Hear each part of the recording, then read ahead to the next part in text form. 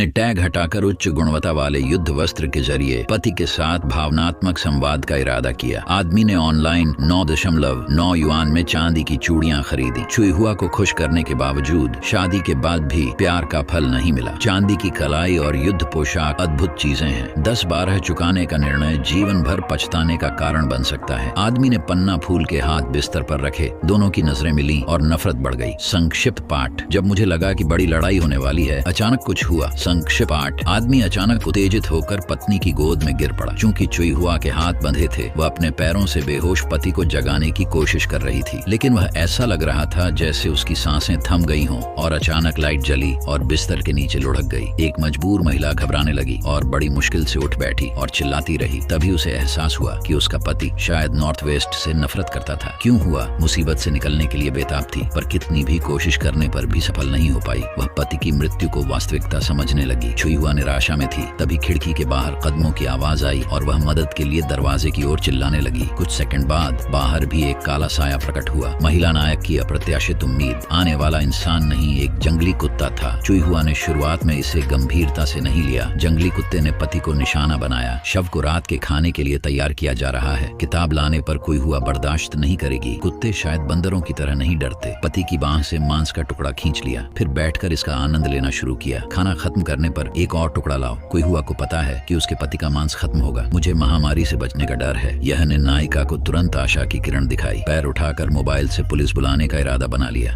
ऊंचाई की सीमाओं के कारण वह सफल नहीं हो पाई। झंझट के बाद चुईहुआ प्यास से तरबतर है। उसे अपनी ताकत वापस पाने के लिए पानी चाहिए। प्यास से मरने से पहले जंगली कुत्तों का शिकार करूं। चुईहुआ के सिर के ऊपर एक कप के साथ लकड़ी की पट्टी है। फिर से पीने का नया सवाल है। वह लकड़ी की पट्टी से कप को झुका देती है। फिर आप दूसरी तरफ आसानी से पानी का कप ले सकेंगे। नया सवाल आया है। हाथ हथकड़ी में बंधा वह पानी का कप सोचते सोचते अपनी जगह रख देती है। संक्षिप्त पाठ। दूसरी तरफ की लकड़ी की पट्टी पर टैग को छूना, गेंद की तरह लपेटें। कुछ समय बाद बाहर अजीब आवाजें सुनाई देने लगी। जंगली कुत्ते डरकर कमरे से भाग गए और उनकी आवाज ने सोई हुई चुईहारा को जगा दिया। चारों ओर देखने पर कोई असामान्यता नहीं मिली। जब चुईहारा स्थिति को समझने लगी तो एक कोने की ओर उसका ध्यान आकर्षित हुआ। अंधेरे में एक व्यक्ति की छाया दिखाई दी और जब उसने अपनी आंखें बंद की और फिर खोली तो अजीब व्यक्ति महिला के और करीब आ गया। इस क्षण में चुईहारा के मन में निराशा थी। उसने देखा कि अजीब व्यक्ति आगे बढ़कर बक्से में से हड्डियां और गहने धीरे धीरे दिखा रहा है। महिला के पास कोई कपड़े नहीं थे, केवल उसके हाथ में काले जूते थे।